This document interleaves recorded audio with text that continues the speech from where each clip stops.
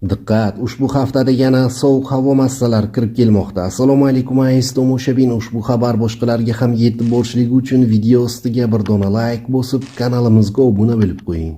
Diqqat qiling, 27-28 yanvar kunlari Rossiya hududlaridan nam va nisbatan sovuq havo massalari kirib keladi. Ba'zi joylarda yog'ingarchilik, yomg'ir yog'adi, qorga aylanadi.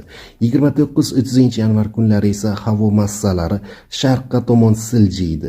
Respublikaning markaziy va sharqiy hududlari bo'yicha ba'zi joylarda biroz qor yog'ishi mumkin.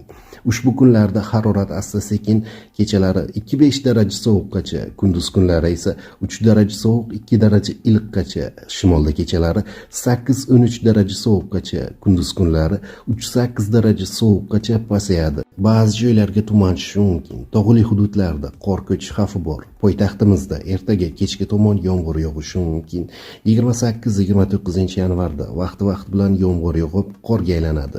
29 yanvarga kelib harorat kechalari 1-3 daraja sovuqqacha, kunduz kunlari 0-2 daraja iliqqacha pasayadi. Kechasi va ertalab tuman tushishi mumkin. Shamol g'arbdan 3-8 metr sekund tezlikda esadi, deyiladi O'zgidrometning xabarida.